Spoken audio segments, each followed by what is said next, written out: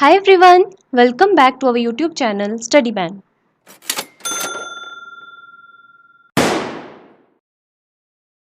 So guys, last lecture में we have completed the topic cash based single entry system. I hope अब आप सबको वो अच्छे से समझ आ गया एंड अगर किसी ने वो वीडियो नहीं देखा है और if someone is new to the channel then आप प्लेलिस्ट में जाके देख सकते हैं. Okay, so today we are going to start a new topic that is developments in accounting. And new topic होने के साथ साथ आज ही हमारा लास्ट टॉपिक भी रहेगा क्योंकि इसके बाद हमारा ये JKSSB फाइनेंस अकाउंट असिस्टेंट का जो अकाउंट्स का सिलेबस है वो कंप्लीट हो जाएगा. And don't you need to worry, इसके बाद ऐसा मत सोचना कि लेक्चर्स नहीं आएंगे. Yes of course I will bring the MCQ series on each topic provided कि आपने मेरे सारे लेक्चर्स देखे हों फ्रॉम द वेरी बिगनिंग, ताकि जब मैं MCQs की वीडियो लाऊं और आप सब उसमें मुझे कमेंट सेक्शन में बताएंगे कि आपने कितना स्कोर करा है और मुझे भी पता लगे कि आप सबकी कितनी तैयारी हुई है. ओके, सो स्टार्ट करते हैं आज का topic that is developments in accounting. पहले थोड़ा इंट्रोडक्शन लेते हैं. अब आपको पता है अकाउंटिंग में क्या है मेन, एक तो डेबिट क्रेडिट रूल्स के बारे में हमने पढ़ा था. देन हमने कितना कुछ सीखा इसमें, जर्नल बनाना, लेजर बनाना, ट्रायल बैलेंस बनाना. देन हमने कॉस्ट अकाउंटिंग के बारे में सीखा. देन ये जो फाइनेंशियल स्टेटमेंट्स बनाते थे अलग अलग सबके फॉर्मेट थे. देन ये जो डेबिट क्रेडिट वाले रूल्स थे, कब हमने एसेट को डेबिट करना है, कब क्रेडिट करना है, कब हमने लाइबिलिटी को क्रेडिट करना है, कब डेबिट करना है. ये सब चीज़ें ऑन द स्पॉट तो बनी नहीं, हर एक चीज़ बनने के पीछे कोई ना कोई उसकी हिस्ट्री होती है. वैसे ही जो ये अकाउंटिंग की डेवलपमेंट हुई है, it took a number of years. काफ़ी सालों के बाद इसकी मतलब डिफरेंट डिफरेंट फेजेस से गुजरना पड़ा है अकाउंटिंग को. उसके बाद आज जाके हमारी अकाउंटिंग इस स्टेज पे पहुंची है जहाँ पे हमारे लिए कितना ईजी हो गया है सब कुछ करना. लाइक अब हम इजीली बैलेंस शीट के थ्रू अपनी कंपनी की फाइनेंशियल पोजीशन बता सकते हैं. किसी को हमने बताना है कितना प्रॉफिट या लॉस अर्न करा है या इनकर करा है, वो हम P&L अकाउंट के थ्रू बना सकते हैं. तो ये सब चीज़ें बनाने के लिए काफ़ी टाइम लगा, एकदम से चीज़ें नहीं बनी. हर एक चीज़ की एक प्रॉपर स्टेज आई थी, देन उसके बाद हमारी डेवलपमेंट हुई अकाउंटिंग में. ओके, तो इसी के बारे में आज हम सीखेंगे. चलिए स्टार्ट करते हैं. And yes, this is the theoretical part now. अब आपको थोड़ा बोरिंग ना लग जाए, आई विल ट्राई कि मैं आपको एक स्टोरी की तरह इसको समझाऊं ताकि आपको इंटरेस्टिंग भी लगे और ईजिली समझ भी आ जाए. ओके, तो यहाँ पे मैंने लिखा है the primitive inconsistent and confusing system of keeping accounts has reached a disciplined system of accounting. ये वैसे लर्न नहीं करना है, जस्ट एक इंट्रो दे रही हूँ आपको इन चीज़ों का. क्या है प्रिमिटिव? पहले प्रिमिटिव का मतलब होता है एंशियंट. ठीक है, जो पुरानी इनकंसिस्टेंट या फिर कंफ्यूजिंग सिस्टम था. अब ऐसा तो नहीं है ना कि जब स्टार्टिंग में कभी डेवलपमेंट होने लगी होगी अकाउंटिंग सिस्टम की, एकदम से ही बिल्कुल एग्जैक्ट या एक्यूरेट थी. स्टार्टिंग में उसमें इनकंसिस्टेंसी भी रही होगी और काफ़ी कंफ्यूजिंग भी होगा क्योंकि स्टार्टिंग में किसी को भी कोई नॉलेज नहीं होती है किसी चीज़ की. लाइक जैसे कोई नॉन कॉमर्स बैकग्राउंड स्टूडेंट होगा, जब वो अकाउंट्स पढ़ना शुरू हुआ होगा ऑन द स्पॉट समझ नहीं आता है, कन्फ्यूजन लगती है. सिमिलरली जब अकाउंट्स बनने लगे, मीन्स लोग अपने अकाउंट्स मेंटेन करने लगे, जब इसकी ग्रोथ होने लगी अकाउंटिंग की, उस टाइम पे क्या हुआ, काफ़ी इनकंसिस्टेंसी और कन्फ्यूजन भी थी. बट अब क्या हुआ, it has reached a disciplined system of accounting. अब कितना स्मूथली चलता है सारा सिस्टम जो है अकाउंटिंग का. Okay, accounting is more than just the act of keeping a list of debits and credits. कह रहे हैं कि ये जो अकाउंटिंग है ये सिर्फ इधर तक लिमिटेड नहीं है. हम बोलेंगे सिंपल एक लिस्ट बना देते हैं हम डेबिट और क्रेडिट की. इसका क्या है, it has its roots in the earliest history of civilisation. इसकी कई सालों से मतलब पुरानी सिविलाइजेशन से चलती आ रही हैं इसकी रूट्स. मीन्स इसका बैकग्राउंड काफ़ी पीछे से चलता आ रहा है जिसकी वजह से आज अकाउंटिंग इस स्टेज पे पहुंची है. Clear? It is the language of the business which has been developed a long time ago. ये तो मैंने, अगर आपको याद हो, जब मैंने अकाउंट्स का फर्स्ट लेक्चर बताया था ना, उसमें ही क्लियर किया था अकाउंटिंग एक तरह से लैंग्वेज है बिजनेस की. लाइक जब आप एग्जाम देते हैं, पास है या फेल है वो आपकी मार्कशीट बताती है. मीन्स एक तरह से मार्कशीट क्या कर रही है, एक लैंग्वेज की तरह काम कर रही है जो बता रही है कि आप पास हुए हो या फेल हुए हो. सिमिलरली अकाउंटिंग भी जो है वो बिजनेस की लैंग्वेज है जो बताती है कि बिजनेस को प्रॉफिट हुआ है या लॉस हुआ है. तो ये वो लैंग्वेज है जो काफ़ी सालों पहले से, लॉन्ग टाइम अगो से ही डेवलप हो चुकी थी.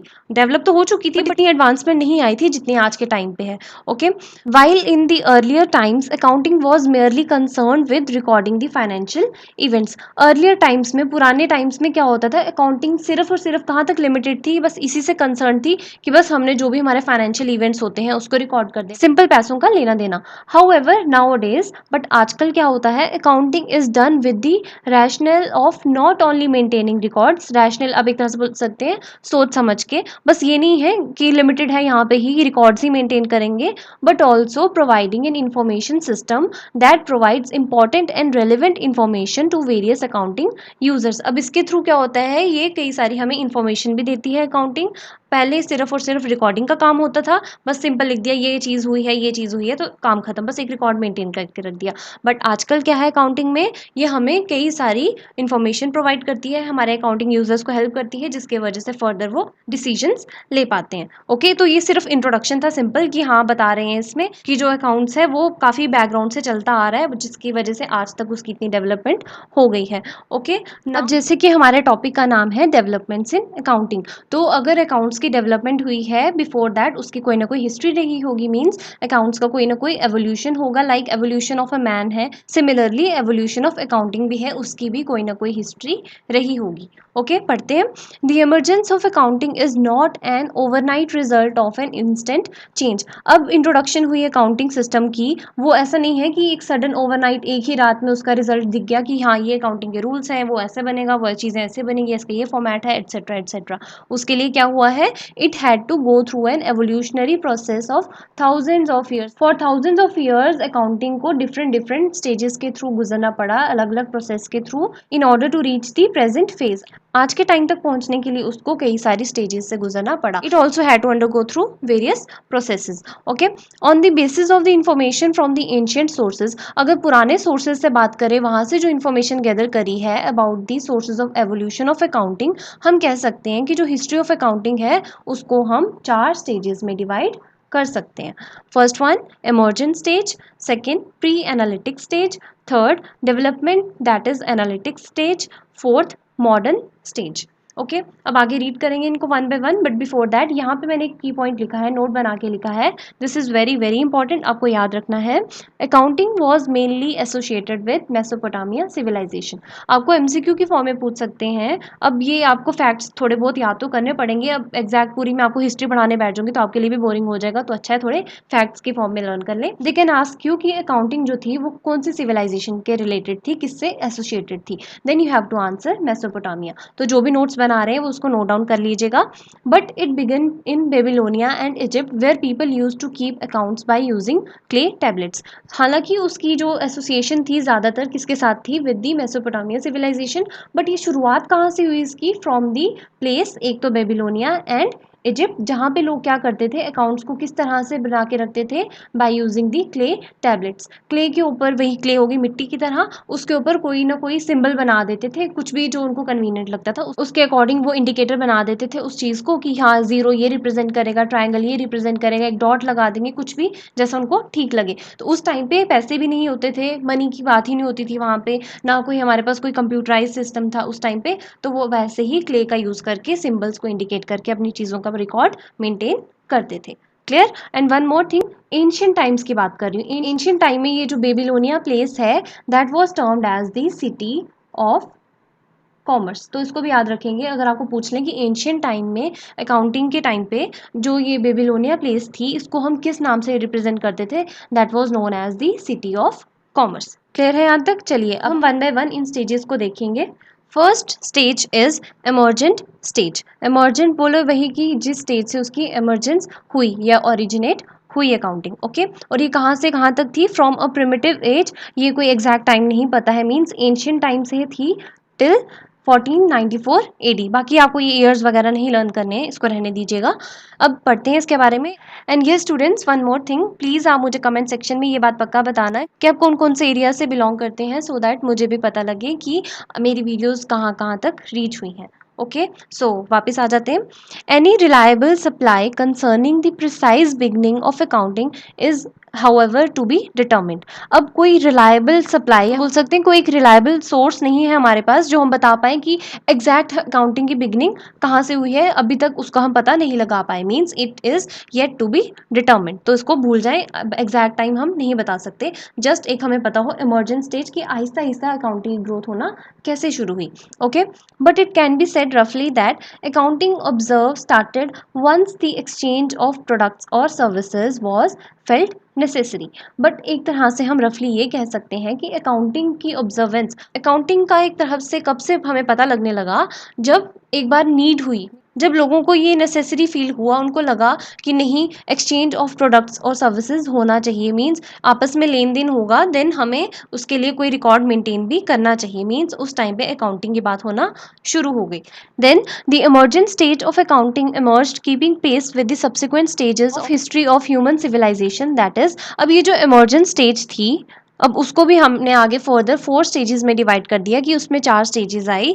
First one stone as, second primitive stage, third barter stage, fourth currency stage. अब इनको भी वन बाय वन पढ़ेंगे, बट अगेन मैंने यहाँ पे भी एक इंपॉर्टेंट पॉइंट लिखा है जो आपको याद रखना है अबाउट दी अर्थशास्त्र। अर्थशास्त्र एक बुक थी जिसको किसने लिखा था? It was written by Kautilya, जिनको हम चाणक्य भी बोल सकते हैं। अब कई जगह आपको कौटिल्य दिखेगा, कई जगह चाणक्य, तो जो आपको एग्जाम में ऑप्शन आएगा आप उसको टिक कराएंगे। ओके, और वो था कौन? He was the minister in Chandragupta Mauryan empire, जो मौर्यन एम्पायर था उनका ये एक तरह से मिनिस्टर था। और उसने इस बुक में क्या क्या बताया था, एक तो थोड़ा बहुत इसमें शायद आई थिंक इकोनॉमिक्स के बारे में भी बात करी थी, और ये भी डिस्क्राइब करा था कि किस तरह से अकाउंटिंग रिकॉर्ड्स को मेंटेन करा जाएगा। तो उसमें आपको याद रखना है ये नाम Arthashastra, then Kautilya and Chanakya. Clear? चलिए अब ये स्टेजेस देखते हैं। First one stone age. Stone age में क्या हुआ था, सिंपल आपको एक स्टोरी की तरह समझना है, बाकी बिल्कुल रटना नहीं है, ठीक है। When man failed to know how to make house, starting में क्या हुआ, जैसे एवोल्यूशन हुआ था मैन का, तो पहले तो घर वगैरह तो नहीं होते थे, तो वो कहाँ पे रहते थे? गुफा, केव वगैरह, माउंटेन्स वगैरह के अंदर ही रहते थे। तो यहाँ पे भी क्या था, जब मैन को पता नहीं लगा, मीन्स स्टोन एज में यही था कि मैन को पता नहीं लग रहा था कि किस तरह से घर बनाना है, कहाँ पे रहना है, तो वो कहाँ पे सोते थे? They used to sleep in the caves, mountains, jungles and attend their resource by collecting fruits and hunting animals. तो अपना खाना कैसे पूरा करते थे वो? फ्रूट्स के थ्रू या फिर जानवरों का शिकार करके। तो क्या किया उन्होंने? दे स्टार्टेड कीपिंग अकाउंट्स, यहाँ पे स्टार्टेड आएगा, they started keeping accounts of these fruits, hunted animals and other items. जो भी चीज़ें वो अपने खाने के लिए रखते थे तो वो उसका एक प्रॉपर अकाउंट मतलब रिकॉर्ड मेंटेन करके रखने लगते थे कि अगर आगे वो किसी और को भी चीज़ें लेंड करेंगे, देंगे आगे फर्दर, तो एक तरह से वो कहाँ पे उसको मार्क करके रखते थे। या तो वो ट्रीज पे टिकिंग कर लेते थे, क्योंकि उस टाइम कुछ था ही नहीं, कहाँ पे रिकॉर्ड मेंटेन करेंगे, तब ना पेन कॉपी इसकी बात ही नहीं होती थी। या फिर जो माउंटेन्स थी, गुफा की वॉल्स होती थी, वहाँ पे कर देते थे उसको क्रेव, मतलब डिज़ाइन बना देना कुछ भी ऐसे, वहाँ पे टिक लगा देना किसी तरह से उखाड़ के, एंड स्टोन्स या पत्थरों पे, और क्रिएटिंग होल्स और symbols as per the requirement. जैसा उनको लगे कहीं पे सुराख कर देंगे, होल कर देंगे या सिंबल बना देंगे कोई, जैसी उनकी रिक्वायरमेंट होती थी। In this method the accounting thought emerge, मतलब इस मेथड में अकाउंटिंग का थॉट इमर्ज होने लगा, मतलब शुरू होने लगा। दैट इज वाई ये क्या है, इमर्जेंट स्टेज है, और इमर्जेंट स्टेज में आगे 4 स्टेजेस हुई। फर्स्ट वन जो भी हम पढ़ रहे हैं दैट इज स्टोन एज। और स्टोन एज में आपको सिंपल बस इतना ही याद रखना है अकाउंटिंग के रिलेटेड कि वहाँ पे कैसे करते थे अकाउंटिंग, टिकिंग करते थे, ट्रीज पे कर देते थे, वॉल्स पे कर देते थे, या फिर उन पे होल्स कर देते थे, जैसा भी उनको कन्वीनियंट लगता था। Okay, that was all about the stone age. Now come to primitive stage. अब प्रिमिटिव स्टेज में क्या हुआ, ह्यूमन बीइंग की सोशल लाइफ स्टार्ट होने लगी, मीन्स आपस में इंटरेक्शन होने लगी पर्सन टू पर्सन। इसमें क्या हुआ, रीड करते हैं। Beginning of social life of human beings started with this stage. Now people in this era kept their accounting records by marking ticks on the walls and making rope knots. अब यहाँ पे क्या था, stone age में हमने पढ़ लिया simple, वहाँ पे टिकिंग वगैरह कर देते थे अपने कन्वीनियंट के अकॉर्डिंग, जैसा उनको ठीक लगे वो रिकॉर्ड बना लेते थे। अब प्रिमिटिव में क्या था, उन्होंने टिकिंग के साथ साथ एक और चीज़ की एडवांसमेंट ले आए, उसमें ज़्यादा एडवांसमेंट की बात नहीं कर रही, जस्ट इसके ऊपर एक इंप्रूवमेंट ले आए कि वो क्या करने लगे, रोप के ऊपर नॉट्स बनाने लगे, गांठ बनाने लगे, क्योंकि हो सकता था कि अगर उन्होंने कोई सिंबल वॉल्स वगैरह पे बनाया होता था, टिक किया होता था, वो किसी तरह रिमूव हो जाए, तो वो क्या करते थे, रोप के ऊपर नॉट्स बना लेते थे।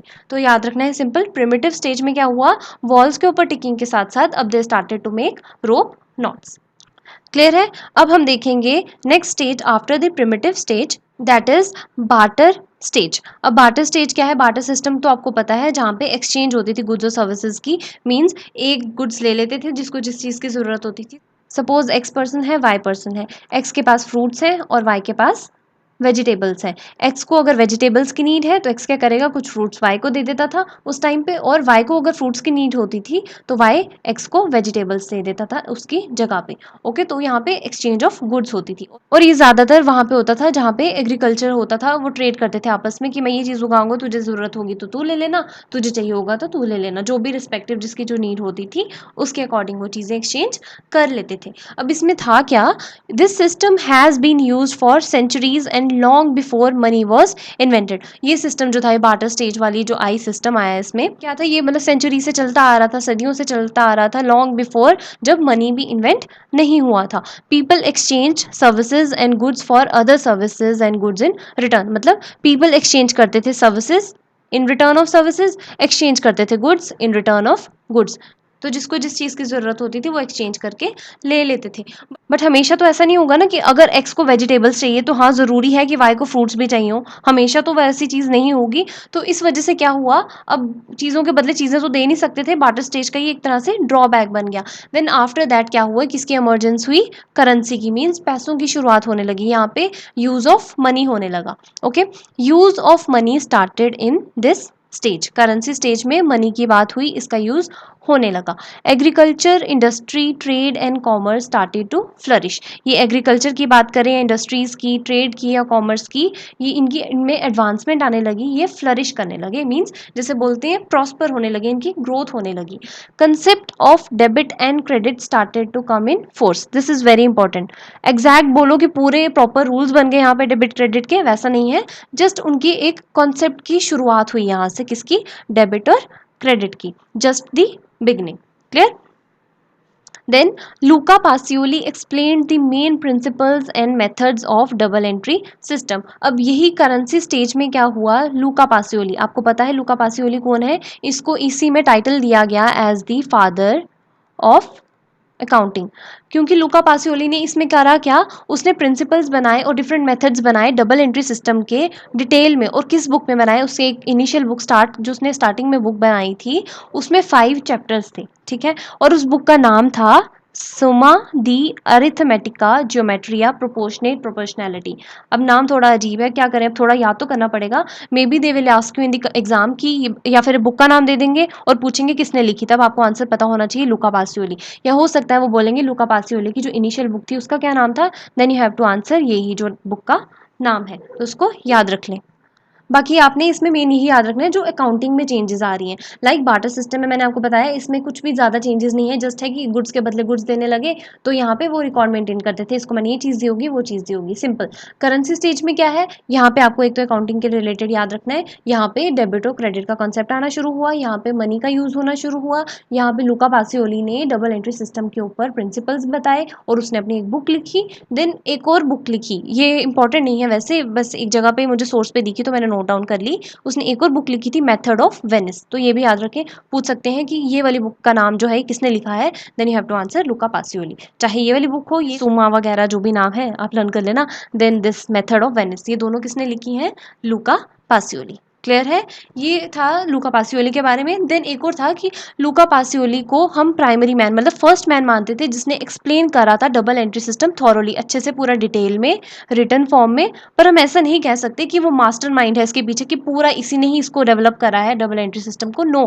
बट ये है कि उसने इसको डिटेल में अच्छे से थॉरोली, सबसे पहला पर्सन ही ये था जिसने उसके सारे रूल्स हमें समझाए डबल एंट्री सिस्टम के, इसीलिए इसको हम क्या बोलते हैं, he is yet considered as the father of accounting. तो आपको पता ही है, ये तो हम स्टार्टिंग से पढ़ते आ रहे हैं, फादर ऑफ अकाउंटिंग कौन है, दैट इज लूका पासियोली। तो आपको याद रखना है करेंसी स्टेज में एक तो वही 2 बुक्स के नाम जो भी मैंने आपको बताए वो लिखी है लूका पासियोली ने, देन दिस कि ये लूका पासियोली फादर ऑफ अकाउंटिंग भी कहलाते हैं, इसी में कहलाएंगे। देन इसमें डेबिट और क्रेडिट कॉन्सेप्ट की इमर्जेंस हुई। And yes one more thing, पीछे अभी हमने पढ़ा था अबाउट दी अर्थशास्त्र, और मैंने आपको बताया वो किसने लिखी, कौटिल्य या वी कैन से चाणक्य। इसको नोट डाउन कर लें, वैसे पता नहीं आए या नहीं आए एग्जाम में, बट आपको याद होना चाहिए कि ये जो थी first time it was written in Sanskrit language, तो इसकी लैंग्वेज थी Sanskrit.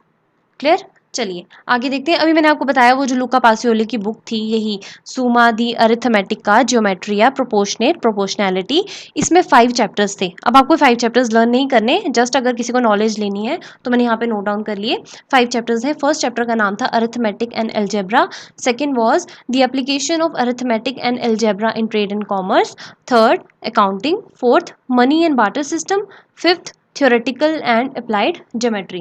Now this is not important, मैंने जस्ट लिखा है कि अगर किसी को देखना है तो वो देख सकता है, क्योंकि मैंने यहाँ पे पीछे मेंशन कर रखा था कि ये जो बुक है ये सुमा दी अरिथमेटिका ज्योमेट्री या प्रोपोर्शनल प्रोपोर्शनैलिटी, इसके 5 चैप्टर्स थे और वो ये नाम है। क्लियर, ये हो गए हमारे करेंसी स्टेज के बारे में। Now come to next stage that is pre analytic stage. अभी इससे पहले हमने कौन सी स्टेज पढ़ी, इमर्जेंट स्टेज, और उसमें हमने फर्दर 4 स्टेजेस पढ़ी। First one stone age, then हमने पढ़ी प्रिमिटिव स्टेज, देन हमने पढ़ी barter stage, then after that हमने लास्ट में पढ़ा करेंसी स्टेज के बारे में। ये थी हमारी फर्स्ट स्टेज अकाउंटिंग की, जिसको हम बोल सकते हैं emergent stage. Now second one is pre analytic stage. अब ये प्री एनालिटिक स्टेज क्या है? अब इस प्री एनालिटिक स्टेज में क्या हुआ, third chapter named accounting explained in the book by Luka पासियोली was रीप्रिंटेड इन 1504। अभी मैंने आपको बताया कि लूका पासियोली ने वो जो बुक लिखी थी, वो जो बड़ा सा नाम था, वो आपको लर्न नहीं करना है, जस्ट थोड़ा एक आपको हिंट होना चाहिए उस बुक के बारे में, ताकि आपको पूछिए तो आपको पता हो लूका पासियोली ने लिखी है। अब उसमें था क्या, मैंने आपको बताया टोटल 5 चैप्टर्स थे, जिनमें से थर्ड चैप्टर का नाम था अकाउंटिंग। उसको दोबारा से रीप्रिंट करा गया, मीन्स प्री एनालिटिक स्टेज जब आई, that is from this year to this year. आपको ईयर्स नहीं लर्न करने, जस्ट यहाँ पे मैं नोट डाउन कर लिया, बाकी लर्न करने की जरूरत नहीं है, नॉट एट ऑल इंपॉर्टेंट।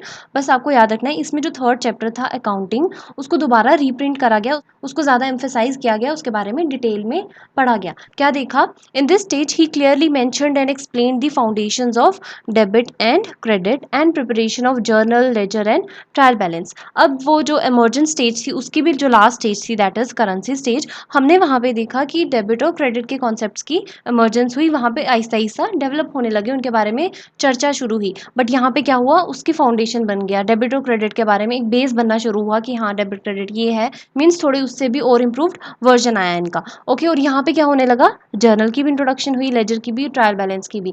इस प्री एनालिटिक स्टेज में हमें पता लगा कि जर्नल कैसे बनाते हैं, लेजर कैसे बनाते हैं, ट्रायल बैलेंस कैसे बनाते हैं। ओके, तो आपने खुद नोटिस करा कैसे धीरे धीरे अकाउंट्स की डेवलपमेंट हो रही है। कहाँ क्ले टोकन से शुरू होते होते हम यहाँ पे जर्नल, लेजर तक भी पहुंच गए। Okay, enrichment of dual aspect of double entry system. अब डबल एंट्री सिस्टम के बारे में मैंने आपको बताया कि लूका पासियोली ने उसको थॉरोली एक्सप्लेन करा, और यहाँ पे उसकी और फ्लरिशमेंट, एनरिचमेंट और अच्छे से इंप्रूवमेंट हो गई। कहाँ पे, इन दी प्री एनालिटिक स्टेज। क्लियर, और यहाँ पे इंपॉर्टेंट है ये, यहाँ पे और क्या क्या हुआ, ये 3 कॉन्सेप्ट्स डेवलप हुए। सबसे पहले हुआ going concern concept. Going concern concept मैंने आपको पढ़ाया है ऑलरेडी अकाउंटिंग प्रिंसिपल्स वाले टॉपिक में, किसी ने नहीं देखा है तो वो प्लेलिस्ट में देख लेना, वहाँ पे मैंने आपको पढ़ा रखा है। बट थोड़ा मैं आपको बता देती हूँ, इसमें था क्या, हम बोलते थे कि हम अज्यूम करके चलेंगे, हम अपना बिजनेस कभी भी फ्यूचर में बंद नहीं करेंगे, कंटिन्यू रखेंगे for a life time. But जो बाकी यूज़र्स थे, यही जिनको अब अकाउंटिंग के बारे में इन्फॉर्मेशन चाहिए थी, वो देख रहे थे कि अच्छा गोइंग कंसर्न तो ले आए हैं, और हम बोल रहे हैं कि फ्यूचर में हमने कभी बंद ही नहीं करना अपना बिजनेस, इस हिसाब से तो हमें अपने बिजनेस का रिजल्ट ही नहीं कभी पता लगेगा। तो क्या हुआ, गोइंग कंसर्न के साथ साथ ही पीरियोडिक कंसेप्ट भी ले आए, जिसमें उन्होंने क्या कहा, एक प्रॉपर अकाउंटिंग पीरियड होना चाहिए, जैसे हम कहते हैं अकाउंटिंग पीरियड जनरली 1 ईयर का होता है। तो इसी गोइंग कंसर्न कॉन्सेप्ट के बाद हमने पीरियोडिक कॉन्सेप्ट को भी इंट्रोड्यूस किया, ताकि एक थोड़ा लिमिटेड कर दें हम कि हाँ at the end of every accounting year हम अपने रिजल्ट्स भी जान पाएँ। ओके, तो पहले हुआ गोइंग कंसर्न, देन इसमें आया पीरियोडिक, देन उसके बाद इसमें मनी मेजरमेंट कॉन्सेप्ट की भी इंट्रोडक्शन हुई, उसको भी इंट्रोड्यूस करा गया कि हमने हर एक चीज़ जो अपने बिजनेस के रिलेटेड ट्रांजेक्शन्स रिकॉर्ड करनी है, that should be in monetary terms. Clear है ये भी, this was all about the pre analytic stage. Now जैसे ही प्री एनालिटिक स्टेज हुआ, उसके बाद आ गई एनालिटिक स्टेज, या उसको हम बोल सकते हैं डेवलपमेंट स्टेज और एक्सप्लेनेटरी स्टेज। अब डेवलपमेंट स्टेज को हम मानते हैं फ्रॉम 1800 टिल 1950, और इन्हीं ईयर्स के बीच में क्या हुआ, इंडस्ट्रियल रेवोल्यूशन भी हुआ, ज़्यादा लार्ज कंपनीज हमें देखने को मिली जो लार्ज स्केल प्रोडक्शन पे काम करती थी। तो 1830s में, इसी में आया ना 1800 से 1950 में इंडस्ट्रियल रेवोल्यूशन हुआ, और उसी का रिजल्ट था कि क्या हुआ, लोगों में एक तरह से नीड हुई, उनको रिक्वायरमेंट हुई कि हमें ज़्यादा से ज़्यादा प्रॉफिट अर्न करना है, ज़्यादा प्रॉफिट जितना हो हमारे बिजनेस में अच्छा है। और इसी चीज़ को कंट्रोल करने के लिए, अब क्योंकि बिजनेस में एक तरह से लोगों को लालच आने लग गया कि नहीं हमारी इंडस्ट्रीज़ जो हैं लार्ज स्केल पे काम करने लगे, यहाँ पे ज़्यादा डेवलपमेंट हो गई हर एक चीज़ की। उस वजह से क्या हुआ, अकाउंटिंग के पॉइंट ऑफ व्यू से देखें तो लोगों को हुआ कि नहीं हमने अब प्रॉफिट भी अर्न करना है। पहले तो वो सिर्फ अपना लाइवलीहुड जीने के लिए, मीन्स खाने पीने के लिए, जस्ट अपना पेट भरने के लिए काम करते थे। But now they wanted more, वो चाहते थे कि हम अपने सेटिस्फैक्शन को पूरा करने के साथ साथ और भी जो हमारे शौक हैं उनको भी पूरा करें, ज़्यादा प्रॉफिट अर्न करेंगे तो और भी जो एक्स्ट्रा बेनिफिट्स हम ले सकते हैं जितना ले लें। ठीक है, तो इस चीज़ को कंट्रोल करने के लिए अब अब क्योंकि वहाँ पे गवर्नमेंट भी थी, अब गवर्नमेंट देख रही थी कि लोग तो अब प्रॉफिट के लालच में लोगों को भी लूटने लगेंगे, ज़्यादा से ज़्यादा महंगाई करने लगेंगे, मीन्स कुछ भी कर सकते हैं जो भी in order to maximise their profit. तो गवर्नमेंट ने इस चीज़ पे कंट्रोल लगाने के लिए, रोक लगाने के लिए गवर्नमेंट ने कुछ न्यू इश्यूज़ क्रिएट कर दिए, कॉम्प्लेक्सिटीज़ कर दी। लाइक उन्होंने टैक्सेशन सिस्टम को इंट्रोड्यूस करा कि अब जो भी आप कर लो, जितना प्रॉफिट अर्न करना है कर लो, हमने टैक्स लगाना है उस पर। तो कंपनी क्या प्रेफर करेंगी कि अपना वो प्रॉफिट कम दिखाएं। तो इस वजह से क्या हुआ, थोड़ा कंट्रोल होना शुरू हो गया इस चीज़ पे। ओके, तो डेवलपमेंट स्टेज पे पहली बार यहाँ पे क्या हुआ, टैक्सेशन सिस्टम का भी एक थोड़ा सा इंट्रोडक्शन हो गया, और साथ में ही लोगों में ये इच्छा जागी कि वो ज़्यादा से ज़्यादा प्रॉफिट अर्न करना चाहेंगे। ओके, और यहाँ पे क्या हुआ, ये मैंने आपको बता दिया, introduction of taxation of business, क्योंकि गवर्नमेंट ने कंट्रोल लगाना था इस चीज़ पे। Then concept of depreciation. अब डेप्रिसिएशन क्या होती है, it is the decrease in the value, जितना हम एसेट को यूज़ करते हैं उतने उसकी वैल्यू गिरती जाती है, और उसी वैल्यू को जो रिड्यूस हो रही होती है that is known as depreciation. Then इसी स्टेज में डेवलपमेंट स्टेज, और we can say analytic stage या एक्सप्लेनेटरी स्टेज, इसमें कॉस्ट अकाउंटिंग की भी इंट्रोडक्शन हुई। कॉन्सेप्ट ऑफ कॉस्ट अकाउंटिंग भी यहीं पे ही इमर्ज हुआ, और कॉस्ट अकाउंटिंग पे तो हमने डिटेल में पढ़ा है, ये आपको अलग से एक टॉपिक था। Okay, then father of scientific management F.W. Taylor. अब ये जो है, ये वैसे आई थिंक 11th या 12th में बिजनेस स्टडीज़ था, जिन्होंने रखा होगा उनको पता होगा। फादर ऑफ साइंटिफिक मैनेजमेंट हम F.W. टेलर को कहते थे, बाकी यह लर्न करने की ज़रूरत नहीं है। जस्ट इसमें डेवलपमेंट स्टेज में बताया कि ये जो फादर थे F.W. टेलर, इन्होंने ज़्यादा किस पे प्रेशर डाला, एम्फेसाइज करा कि अब हम जो भी प्रोडक्शन करेंगे अपनी प्रोडक्शन की फील्ड में एफिशिएंसी लाएंगे, मतलब अच्छी क्वालिटी की भी प्रोडक्शन करेंगे। ठीक है, और इस वजह से क्या हुआ, स्टैंडर्ड कॉस्टिंग सिस्टम का भी कॉन्सेप्ट इंट्रोड्यूस हुआ। तो कितने सारे कॉन्सेप्ट्स आए इस डेवलपमेंट स्टेज में, तो this is important. May be आप सबको बोरिंग लग रहा हो थोड़ा कि बहुत थ्योरेटिकल हो गया है, बट क्या करें, अब सिलेबस में मेंशन करा है, करना तो पड़ेगा। मैंने तो अपनी तरफ से बहुत ट्राई करा कि आप तक क्वालिटी कंटेंट पहुंचा पाऊँ और जो एग्जाम ओरिएंटेड हो। ओके, सो अब आप भी थोड़ा अपनी तरफ से एफर्ट लगाएं और इसको समझने की कोशिश करें। माइंड में ये मत लेके चलिए थ्योरी है, इसको एक इंटरेस्टिंग वे में ले कि अच्छा इस स्टेज में ऐसा हुआ वैसा हुआ, तो इससे भी आपका इंटरेस्ट बना रहेगा इसमें। अब मैं अपनी तरफ से इतना आपको समझाने की कोशिश कर रही हूँ, तो आप इसको ध्यान से बस सुने। Okay, and yes one more thing, please video को लाइक कर दिया करें यार। मैंने आपको कहा ना कि जितने व्यूज़ हैं आई वांट कि उतने लाइक्स भी हों, मुझे मोटिवेशन आता है, मुझे लगता है कि हाँ मैं आपको बेनिफिट दे पा रही हूँ, आपको अच्छे से समझ भी आ रहा है, इससे मैं थोड़ा बूस्टअप होती हूँ। मुझे लगता है कि नहीं, इनको अच्छा लग रहा है मेरा लेक्चर, तो मैं चाहूँगी कि इनके लिए और इससे भी बेस्ट से बेस्ट लेक्चर लेके आऊँ। तो आई वांट कि आप बस वीडियो को लाइक कर दिया करें, क्योंकि this is the only thing which I want in return from you. So please like the video. Okay, चलिए वापस आ जाते हैं। Development of professional institutes such as AICPA। अब मैंने नहीं आपको इसकी फुल फॉर्म बतानी, आप मुझे खुद बताएंगे in the comment section. This is the homework. Then AAA, ये सिर्फ अकाउंटिंग पॉइंट ऑफ व्यू से बोल रही हूँ, ठीक है। अब यहाँ पे क्या हुआ डेवलपमेंट स्टेज में, let me clear the screen first, ऐसे आपको बहुत कंफ्यूजन रहेगा यहाँ पे। अब क्या हुआ, डेवलपमेंट स्टेज में कई सारे प्रोफेशनल इंस्टीट्यूट्स भी एस्टैब्लिश करे गए, उनकी भी डेवलपमेंट हुई, लाइक AICPA। चलो एक मैं आपको बता देती हूँ, इसकी फुल फॉर्म है American institute of chartered accountants of India. Okay, note down कर लेना इसको। देन अब आप मुझे बताएंगे कमेंट सेक्शन में, ये AAA, दिस ICAI, इसके बारे में शायद आपको पता होगा, भी मैंने थोड़े जो मेरे प्रीवियस लेक्चर्स रहे थे किसी में मैंने आपको शायद इसकी फुल फॉर्म बताई भी है। देन इसमें ये इंपॉर्टेंट है ICAI के बारे में, आपने मुझे ये भी बताना है कि ये किस ईयर में इस्टेब्लिश की गई थी, क्योंकि this is important. I think आपको शायद MCQ में ये चीज़ पूछना लें। ओके, तो आप मुझे बताएंगे कमेंट सेक्शन में। फर्स्ट वन, ये what does AAA stands for, then what is ICAI, इसकी फुल फॉर्म।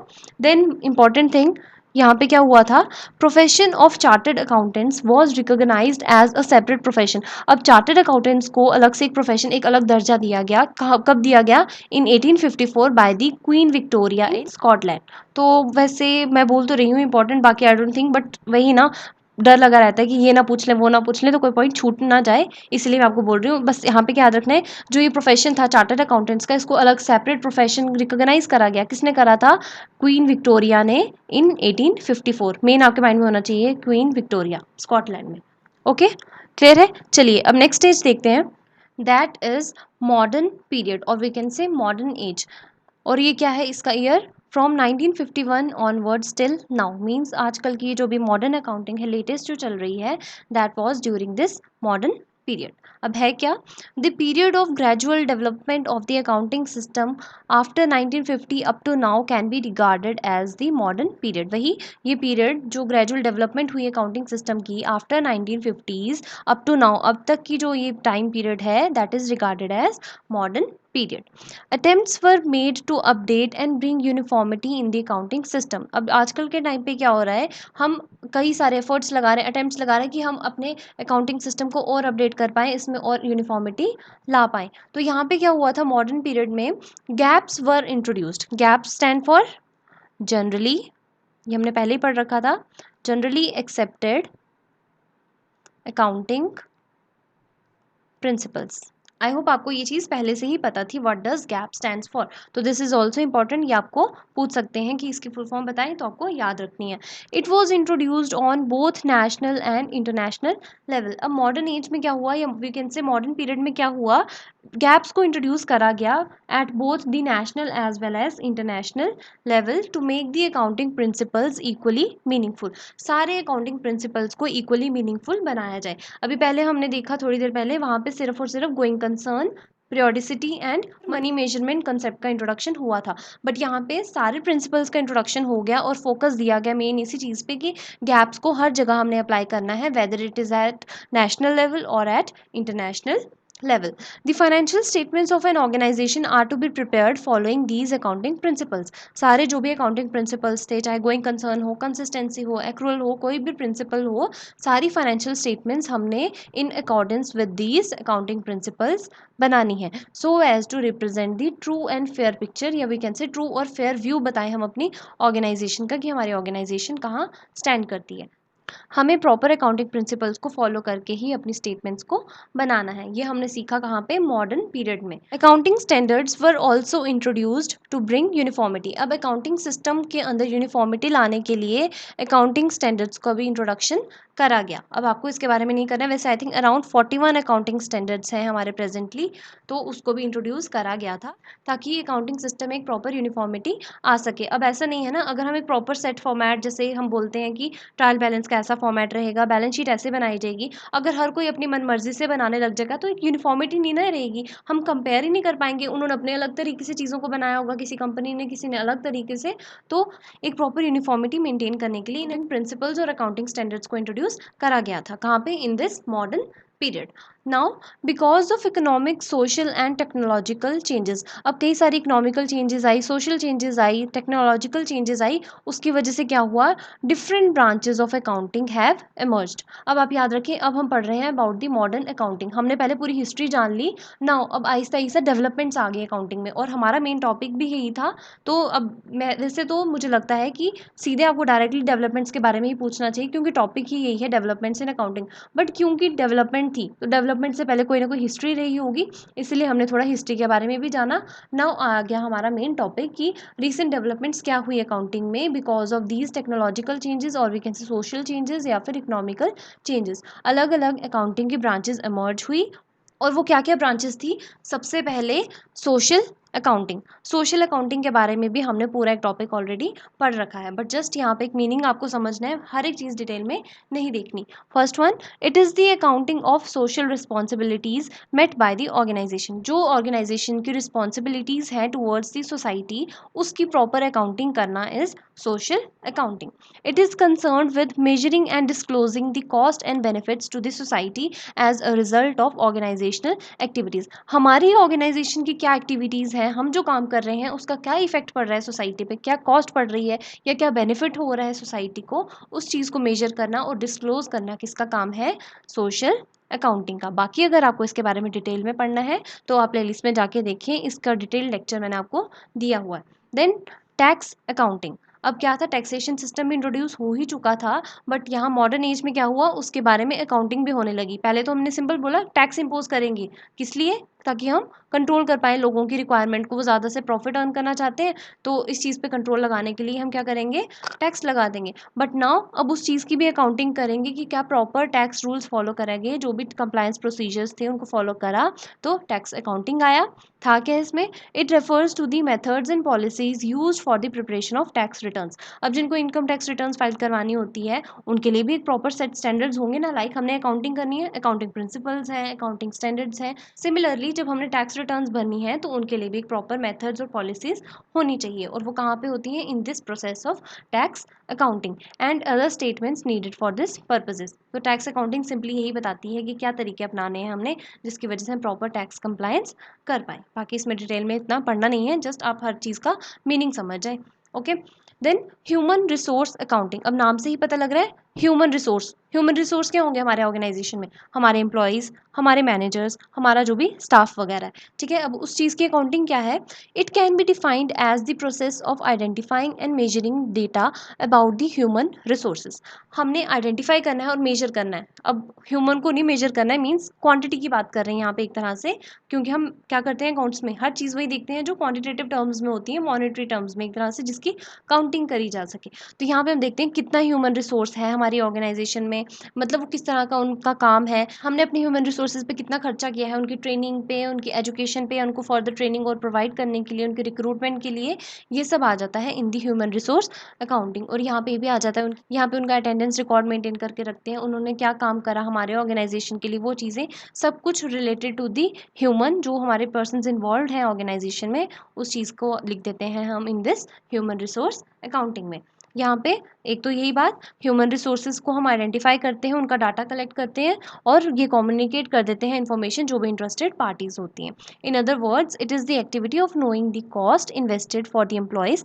हमने अपने एम्प्लॉयज़ पे क्या कॉस्ट इन्वेस्ट करी, मीन्स किस चीज़ के लिए इन्वेस्टमेंट। अब आप अपने एम्प्लॉयज़ को रिक्रूट करेंगे, उनको सैलरीज देंगे या बाकी कुछ बेनिफिट्स देंगे, लाइक अगर जैसे आप उनको ट्रेनिंग प्रोवाइड कर रहे हैं ताकि वो और स्किल्ड बन जाए, ठीक है, तो क्या है, एक तरह से आप इन्वेस्टमेंट ही कर रहे हैं ना। जितने आपके एम्प्लॉयज़ स्किल्ड होंगे, जितने स्किल्ड वर्कर्स होंगे आपके पास, उतना अच्छा वो आपको रिटर्न दिलवाएंगे। इतने एक्सपीरियंस हो चुके होंगे कि आपके बिजनेस के लिए अच्छा काम करेंगे, तो अल्टीमेटली आपको रिजल्ट भी अच्छा ही दिलाएंगे। तो एक काइंड ऑफ इन्वेस्टमेंट होगी जो हम कहाँ पे कैलकुलेट करते हैं, in this human resource accounting. And in return knowing their contribution to the organisation. वही फिर इसमें हम इन रिटर्न ये भी देखते हैं कि क्या हमारे वो जो एम्प्लॉयज़ वगैरह थे उन्होंने हमारी ऑर्गेनाइजेशन को क्या कॉन्ट्रीब्यूशन दिया।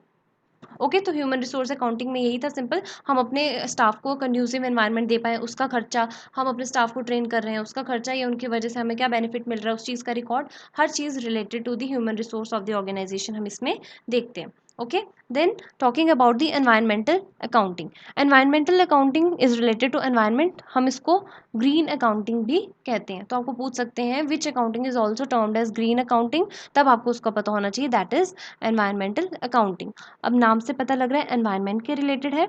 It is the process of recording and summarising the value of the environmental goods and services in the monetary terms. अब ये क्या है, सिंपल एक प्रोसेस है जिसमें हम रिकॉर्ड करते हैं, समराइज करते हैं किस चीज़ की वैल्यू को, जो हमारे एनवायरनमेंट के गुड्स हैं या सर्विसेज हैं। और इसमें मेन हमने क्या देखना होता है, हमारी ऑर्गेनाइजेशन की एक्टिविटीज़ का क्या इम्पैक्ट पड़ रहा है हमारे एनवायरमेंटल रिसोर्सेज पे। लाइक पोल्यूशन तो नहीं हम क्रिएट कर रहे हैं, हम वेस्टेज कर रहे हैं ज़्यादा, मतलब एनवायरनमेंट की डिग्रेडेशन तो नहीं हो रही है, इस वजह से सब कुछ हम देखेंगे in this environmental accounting. Clear है। Now next one is carbon accounting. अब अगली डेवलपमेंट, अगली नहीं कह सकते वैसे, जो भी रिसेंट डेवलपमेंट्स हुई हैं अकाउंटिंग में उनमें से एक है carbon accounting, and it is also known as green house gas accounting. Green house effect के बारे में आपने सुना होगा, उसमें से एक गैस भी एमिट होती है, वन इज कार्बन, ठीक है। तो यहाँ पे कार्बन अकाउंटिंग की ही बात करें सिर्फ, इसमें है क्या, आपने सिंपल याद रखना है, या इसमें क्या होता है, इट इज़ द प्रोसेस जहाँ पे हम मेजरमेंट करते हैं of the green house gas emissions. हम देखते हैं कि एक बार हमारा बिजनेस एस्टेब्लिश हो गया है, ठीक है, कुछ भी जो हमने काम करने कर लिया, अब कितना कार्बन एमिट हो रहा है, हमारी अगर कोई इंडस्ट्रीज़ वगैरह एस्टेब्लिश हुई हैं तो देखेंगे कहाँ, वहाँ से कितना कार्बन एमिट हो रहा है, जिसकी वजह से क्या करें, हम टारगेट सेट कर पाएँ कि उसकी रिडक्शन कर पाएँ, ताकि हमारे एनवायरनमेंट को कोई भी लॉस ना हो। बाकी इसको डिटेल में नहीं पढ़ना है, जस्ट वही मैं आपको बता रही हूँ। मीनिंग पता हो, नाम पता हो, कुछ भी आपको पूछ लें कि इस एज में क्या हुआ, तो जस्ट आपको एक ओवरव्यू होना चाहिए हर चीज़ का।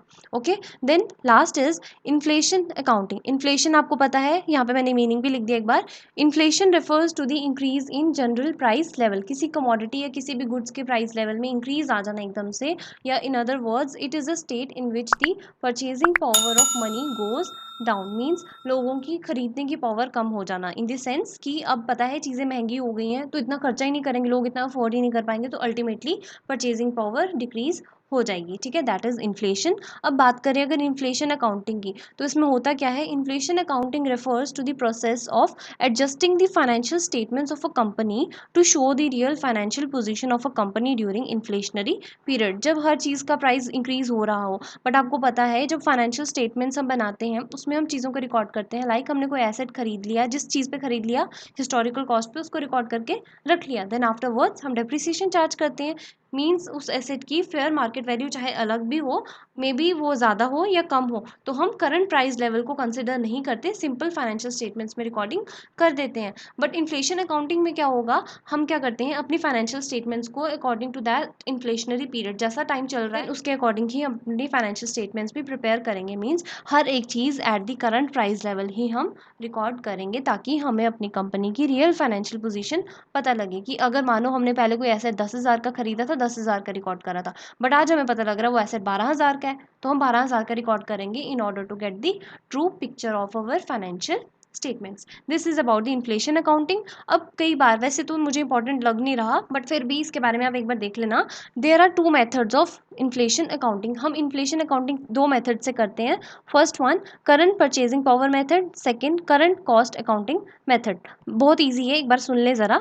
करंट परचेजिंग पावर मेथड में क्या है, इस मेथड में क्या होता है, it is a method in which the financial statements are prepared on historical basis. As usual जैसे हम बनाते हैं फाइनेंशियल स्टेटमेंट्स नॉर्मल, वैसे बनाते रहेंगे, बट जब हमारा अकाउंटिंग ईयर खत्म होगा, इन दी एंड क्या करेंगे, हम कोई एक बेस ले लेंगे, purchasing power of the currency. एक जैसे होता है ना, प्राइस इंडेक्स ले लेते हैं कि इस बेस के अकॉर्डिंग हमने चीज़ों की वैल्यूएशन करनी है, इकोनॉमिक्स की बात कर रही हूँ। सिमिलरली यहाँ पे भी जो स्टेटमेंट्स में जो भी वैल्यूज़ लिखी होंगी, they are converted based on the current purchasing power of the currency. अब कोई होगा इनका अपना बेंचमार्क कुछ, उसके बारे में डीप में नहीं जाना है, बस सिंपल याद रखना है फाइनेंशियल स्टेटमेंट्स हम पहले नॉर्मली जैसे बनाते हैं वैसे ही बनाएंगे, देन हम इन्फ्लेशन के अकॉर्डिंग उसको एडजस्ट कर देंगे, और इसको हम जनरल प्राइस लेवल अप्रोच भी कहते हैं। This is the another name for current purchasing power method. Then talking about the current cost accounting method, इसमें क्या होगा, करंट कॉस्ट नाम से आप याद रख लें, यहाँ पे हम चीज़ों को पहले ही स्टार्टिंग से ही फाइनेंशियल स्टेटमेंट्स में जो हम बना रहे होंगे रिकॉर्ड, हम उसको डायरेक्टली पहले ही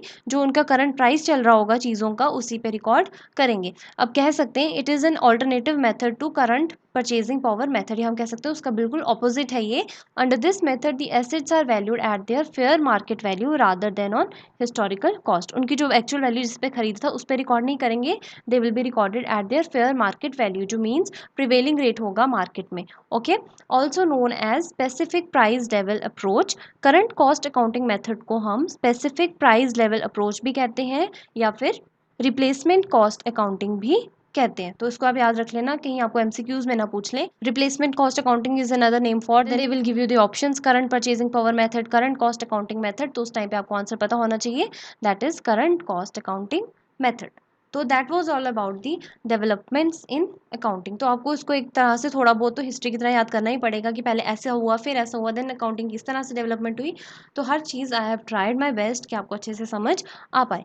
सो इसी के साथ हमारा अकाउंट्स का सिलेबस भी ख़त्म हो गया। नाउ अब आपको क्या करना है, अच्छे से जितना हो सके उतनी रिवीजन करें, जितना हो सके वीडियोस को बार बार देखें, जहाँ आपको डाउट आता है आप मुझसे पूछ सकते हैं, कमेंट सेक्शन में पूछिए, टेलीग्राम ग्रुप को ज्वाइन करें, जैसे भी आपको कन्वीनियंट लगता है, बट जो भी है अपनी तरफ से बेस्ट दें, 100% दें और एग्ज़ाम अच्छा करके आएँ। All the very best for your studies. और आगे अब मैंने आपको बता दी ऑलरेडी कि हम MCQ सीरीज़ लाएंगे, उसके लिए आपको पहले से ही प्रिपेयर रहना, ताकि आप क्वेश्चंस को जब अटैम्प्ट करें उसमें कोई भी कन्फ्यूजन ना रहे। ओके, सो अगर आपको वीडियो पसंद आया then please like the video, and I want please आप वीडियो को ज़्यादा से ज़्यादा अपने फ्रेंड्स में भी शेयर करें। और अगर कोई चैनल पे न्यू है तो वो सब्सक्राइब भी कर ले, ताकि अब आने वाले आप मेरे MCQs लेक्चर्स को मिस ना कर पाएँ। Okay, so let's wind up and stay tuned for my next video. Thank you.